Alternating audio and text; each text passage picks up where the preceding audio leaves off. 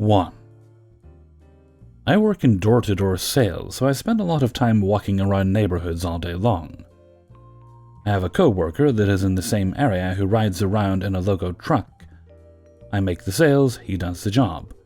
Pretty simple and easy setup. So people do not like that we do this, which is entirely understandable. I'm showing up unannounced and interrupting their day.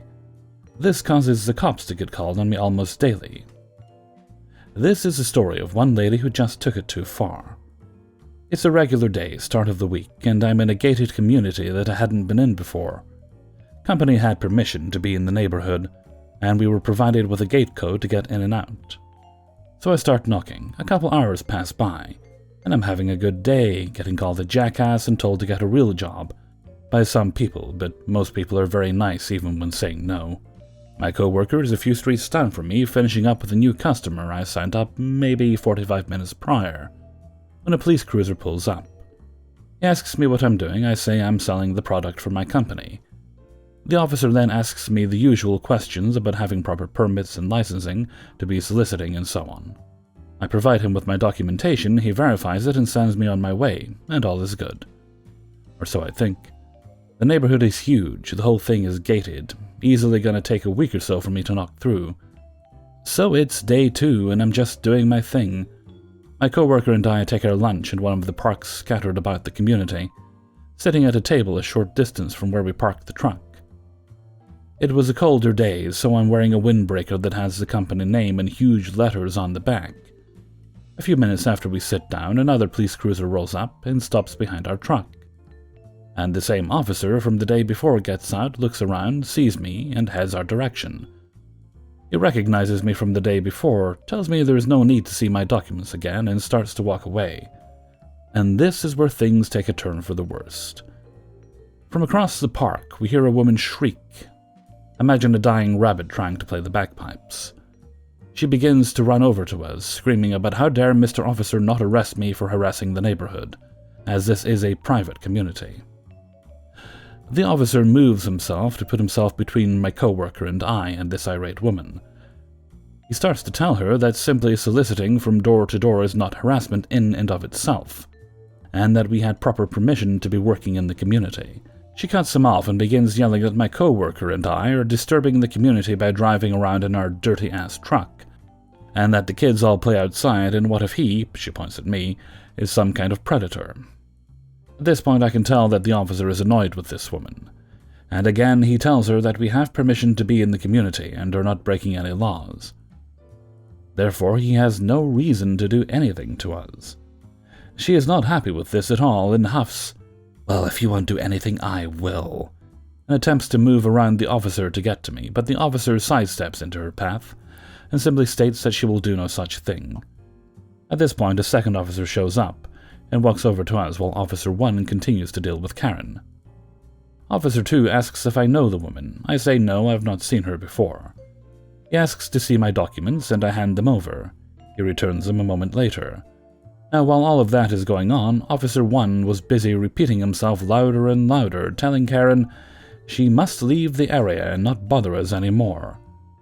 Karen, in what I can only describe as a delusional rage, decides her best course of action is to say "fuck you," spit in Officer 1's face, and then try to barrel past him towards Officer 2, me, and my co-worker. That maneuver ended exactly as you would expect. Karen ended up on the ground, kicking and screaming about how she didn't do anything, cuffed, and being read her Miranda rights before she could say "but my rights." Charges she was told she was being arrested for: battery of a police officer, disturbing the police, resisting arrest. Officer 1 picks Karen up and hands Officer 2 her small purse to grab an ID and do a search while he put Karen in his cruiser. Officer 2 gets her ID and calls it in. Lo and behold, Karen has a warrant out for failure to appear. What for, I don't know. Officer 2 has a laugh, bids us farewell, and heads toward Officer 1 to inform him of the warrant. I look over at my co-worker and we have a good laugh and both say, "Well, just another day in the office, right?" 2. Day shift. I work in Australia. We usually don't work alone, Alpha. The car crew usually consists of 2, unless we get a fresh probationer, then we're 3 up. Now, there's some pretty loose stories that I've been told, but this one's more on the comedic light side. Anyone can enjoy. This is straight out of a passenger seat from yours truly. I'm assigned to work with Carl. Carl has a bit of a reputation. Always laughing, always cracking jokes. Might get you killed one day, always bogging the truck in mud. Great for a laugh, to have a beer with. Good father and husband, average cop. Just after lunch, after doing a few light jobs, and the tit-for-tat domestic were just patrolling in town, when we get a call from the supervisor. CAS, Child Abuse Squad. Detectives are in town, about to do an arrest on some scumbag.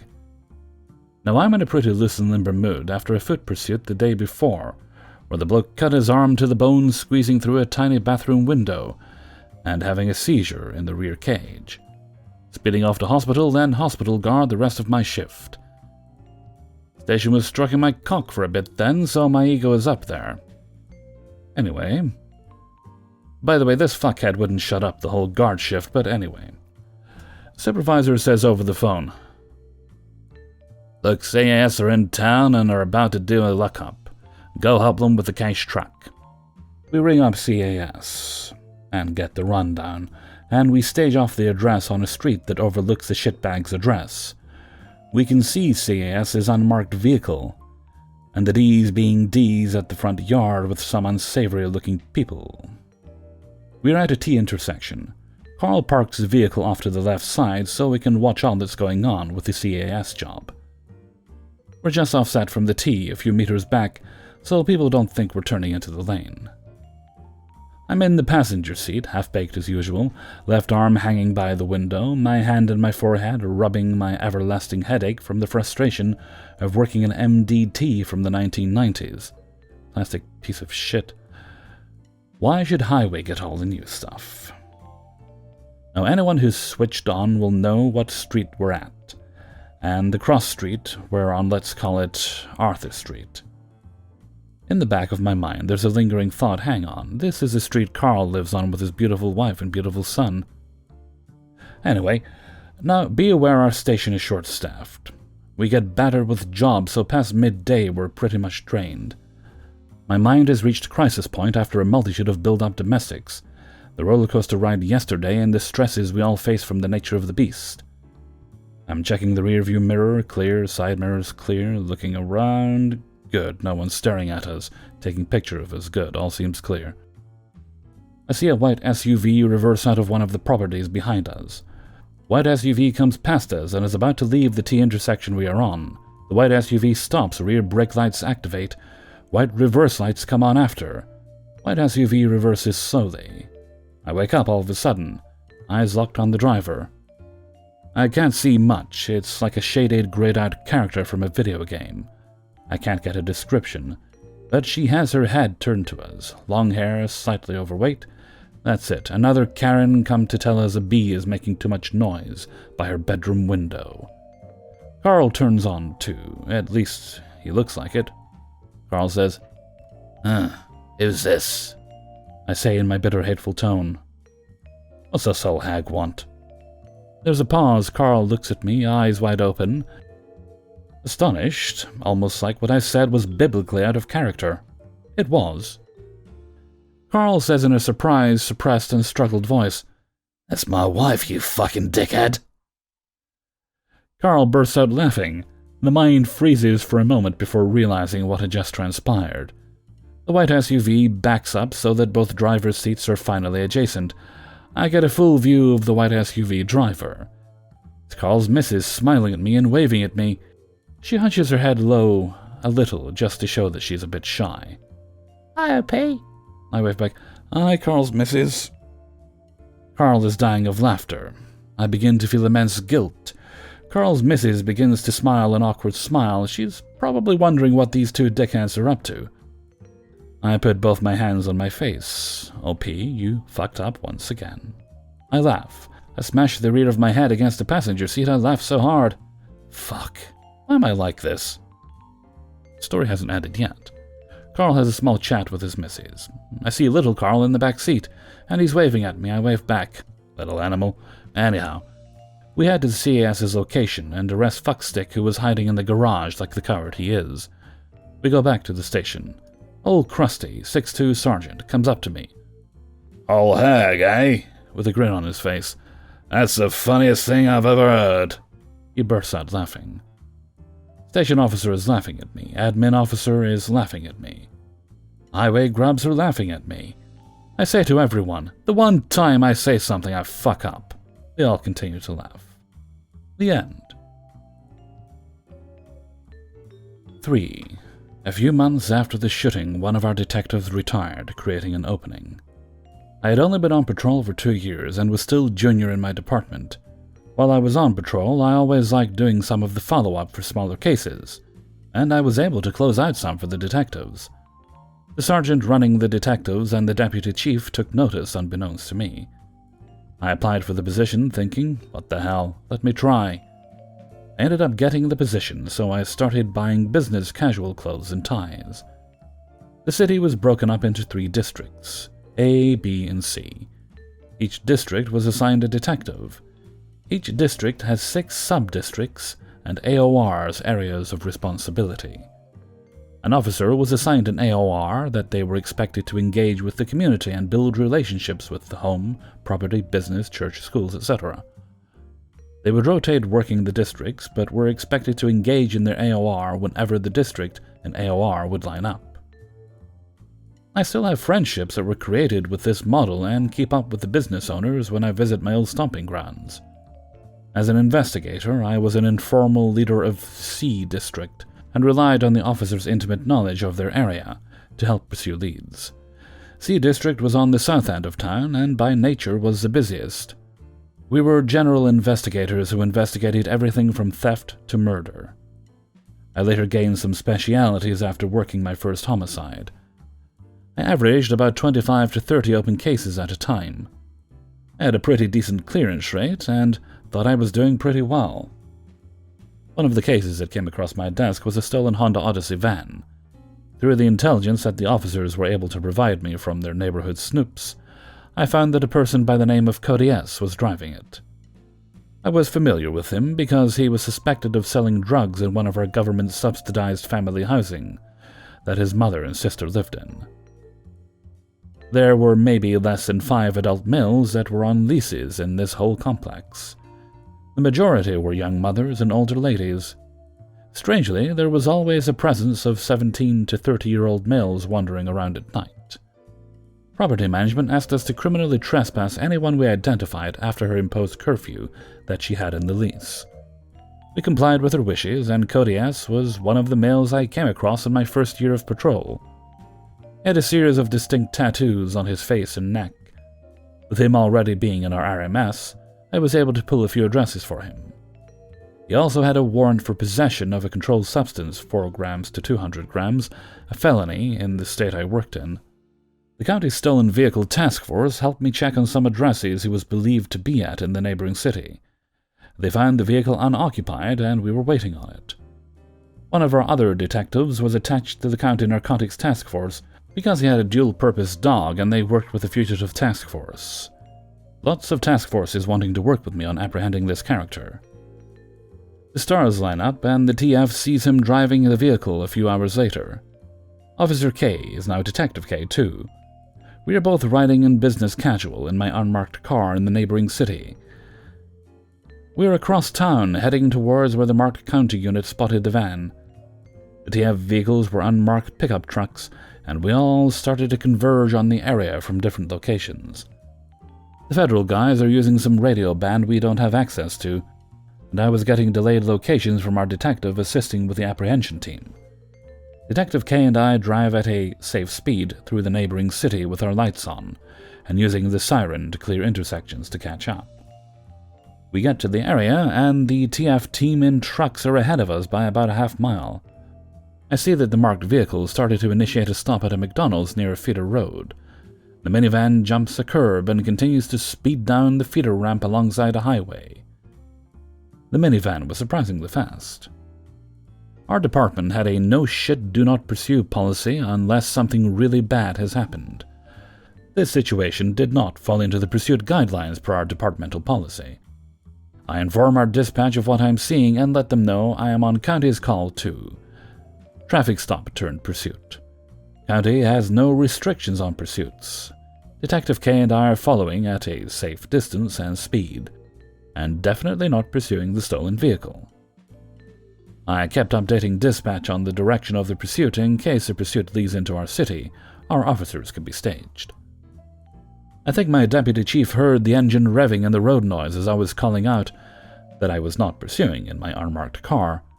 I'm glad that we followed at a safe distance and speed. We see one of the trucks turn down the road near a golf course and continue following. We crest a hill, and I see the truck sideways, the federal agent behind the bed using cover with his pistol drawn, and the van is wrecked out in a bar ditch. We give dispatch our location, and Detective K and I exit the car. The federal agent tells us about a minute prior the suspect fled the van and took off running in a field towards the wood line. He heard a shot ring out as Cody S. was fleeing, and he took cover to wait for backup. I throw on a vest over my business casual and bring out my rifle. The ostrich boots go in the trunk, and my old patrol low quarters gets slipped on real fast. The cavalry is there within moments of our arrival, 2 more TF vehicles and another marked unit or 2.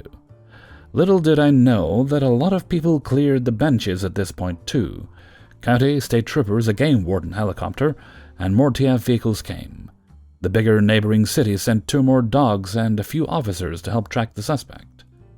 We had a 2-square-mile area to cover, and we split up into teams. After about 2 hours, one of the dog teams tracked Cody S. to an RV trailer. There were at least 30 swinging dicks with rifles around the trailer when he finally came out. I was able to approach and cuff him. We put paper bags on his hands, and a gunshot residue kit was used on him at the jail with inconclusive results. From the trail he created when he took off running, a pouch was found with a crystalline substance inside of it, consistent with methamphetamine. There were also 38 special rounds found inside the van. Cody has stated he shot at armadillos earlier in the day, in my opinion to give a reason as to why his hand would test positive. Later that evening, 2 FBI agents went to interview him about the alleged shooting at a federal agent. He denied knowing that he shot at an agent because they were in plain clothes. The pickup trucks had blue lights and sirens, and he evaded after he saw the marked patrol car. I sat in while they interviewed him and learned some techniques on their interview style. I later applied what I learned when I interviewed suspects. Thankfully, nobody was injured with the gunshot Cody S. fired off. It was eye-opening to see the coordination that takes place when something like that happens. It was also comforting to know that if someone shot at me, the benches would clear. I also spent way too much time watching the helicopter flying overhead. I realized I wanted to try to pursue that kind of career. If there are any flying LEOs hearing this, DM me. 4. So this was many, many years ago when I was still a teenager working at McDonald's. I drove this terrible old Honda Accord at the time and had just finished a long shift at the old McD's. Before I left, a coworker asked if I could come back at closing and give him a lift home. No problem, says I, and I went home for food. A couple hours later, I drive back up to the MacD, and it's totally dark and no one's there. I go up to the drive-thru window and look in. All dark. Long story short, all signs point toward them closing up early and leaving. Now I'm tired because I worked a long shift, it's late. I'm still even in my uniform. I still smell like fucking French fries. I'm not thinking so clearly, so my adult brain says, "Hey Thurn, maybe he's walking home. You told me you'd give him a ride, you should go look for him." So I go driving up the main drag, slowly, looking for my buddy. The McD's was on the south end of this street, so I headed north, keeping an eye out for anyone walking. Now this main street after 1 a.m. changes to all flashing yellow lights, except for one cross street. The second to last one is flashing red in all directions. I knew this, of course, but I was distracted and looking for my buddy, and rolled slowly right on through it. Well, right about then, my adult brain says, "This is dumb, just go home." So I speed up to the speed limit and continue northward home. I hadn't gone far when I noticed a cop tailing me, but was surprised when he lit me up. Well, whatever, I pulled over and waited. He comes up and taps on the glass. I start to roll the window down. But this terrible old car's motor had a bad spot in the gears. At intervals, it would grind a little, and I had to help it continue downward. I'm pressing down on the glass as it drops. It would catch 4 times. And at almost the bottom, it gets really stuck, and I'm beating on the glass with both hands to get it to go all the way down. Finally, it catches and drops into the door. Then I look up at the cop and say, "Yes?" He's barely holding it together, but manages to ask the usual questions. "Do you know why I pulled you over?" and all that. So he tells me what I did, and I tell him the shortened version of the story about what I'm doing and why I missed it, and how I totally know about the light and just screwed up. He must have believed me because I just got a warning, but I like to think that my scrawny teenage ass with that piece of shit car and dark circles under my eyes wasn't dangerous and didn't lie to him. I made him laugh enough that he didn't have the heart to write me up. Also, it must have looked hilarious, me just rolling slowly right on through that rad. Though in retrospect, I'm sure he was worried that he was pulling over a drunk. Nope, just a tired and dumb bro. I never missed that stop again, though. 5. I used to be a district court prosecutor in my rural county. Sometimes it's stressful, but almost always entertaining. To set the scene, on a normal court day, I would call 40 or so scheduled cases before the judge for things like changes of plea, sentencing, probation violations, and other matters. With 40 defendants, onlookers, police, court personnel, and a gaggle of lawyers, it was always barely controlled chaos. I always tried to make it as efficient as possible by calling cases that would take the least time first. Occasionally, an attorney would whisper in my ear that their client needed to be called quickly. If they didn't abuse the privilege, I would accommodate. Usually their client had health issues, needed to pick up kids, etc. The day in question, I was at the start of the docket, and I heard a ruckus through the doors to the hallway. Not common, but also not unheard of. A lawyer comes up and says his client's case needed to be handled right away, no other explanation. Enter Mr. Methhead. I had been doing the job long enough to recognize the signs of meth use. This guy had all of them. Scrawny guy with small open wounds on his face, sunken cheeks, darting eyes, the whole enchilada. In this case, Mr. Methhead is obviously physically tense, extremely agitated, and overly loud. Great, he's on meth right now. Flashback. Unbeknownst to me, he had been wandering around the court, jail, sheriff's office building with no shirt on, shouting nonsense and yelling to inmates behind the security windows. The security deputies knew he was a problem, so Deputy X escorted him into the courtroom. The scene of the crime. Deputy X stations himself between Mr. Methhead and the judge's bench. Mr. Methhead starts shouting and cursing, and the newly elected judge is having trouble keeping order. The shouting continues, and he starts telling the judge, "Fuck you, fuck the police," while coming around the table. Deputy X is 220 pounds of middle-aged country boy, body armor, weapons, and gear. This isn't his first rodeo. He tells Mr. Methhead to step back and shut up. He complies and, strangely, calmly, pours himself a glass of water from the table. We talk about his case a little more, and he ramps back up in agitation and comes around the table again. Deputy X steps up to him, and Mr. Methhead throws a glass of water in Deputy X's face. Deputy X looks like a bear that had just been poked with a stick. True to form, he bear hugs the water assailant and gets him cuffed surprisingly quickly. Considering the thrashing and yelling, he begins manhandling the guy out to jail for felony assault on an LEO and calls for backup. Deputy X and Deputy Y get him out of the courtroom, and I continue on with another day in courtroom 2. The attempted swan dive onto marble. This part was later related to me by Deputy Y. After getting him out of the courtroom, Deputies X and Y are dragging Mr. Methhead past a balcony that overlooks a 20-foot drop onto a wide marble staircase. He rears up and attempts to flip all 3 of them off the balcony. It's 130 pounds of meth-fueled rage against 400 pounds of deputies that don't feel like having their heads bashed in after a swan dive onto marble. Deputy Y sweeps Mr. Methhead's legs, And Mr. Methhead does his best impression of a pancake, with 400 pounds of pissed-off deputy on top of him. It's honestly amazing no bones were broken. They then escort him to booking. The aftermath. After 2 weeks in big boy timeout thinking about what a naughty boy he's been, Mr. Methhead returns to court under the watchful eye of Deputy X. He had already been charged in Superior Court for felony assault on an LEO. The bailiff had thoughtfully removed the water pitcher from the table. Mr. Methhead is much better behaved this time. As I talk to the judge about his case, I casually pour a glass of water on my separate table and gently nudge it in the direction of Mr. Methhead, but well out of his reach. I lock eyes with Deputy X, and with a stone face, he gently shakes his head. No. After court, Deputy X in private says, "You asshole," with a laugh. Innocent as possible, I say, "What? You looked thirsty." Postscript. Mr. Methhead pled down the felony assault to a misdemeanor and did some time for it. As far as I know, he's still out there, doing shirtless methhead things. Thanks for listening. I hope you enjoyed a little slice of my life as a rural prosecutor.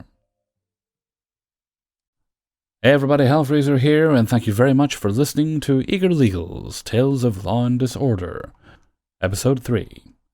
And thank you very much to everybody who allowed me to use their stories in this video. If you enjoyed the video, then please do like and subscribe. Comments are pretty cool too. Alright, let's see, where are we? This is the 10th, and I think we have a little birthday shout-out to do today. I believe. Yes, we do. Right, I have a birthday shout-out for Jamie H. This comes from Shelley.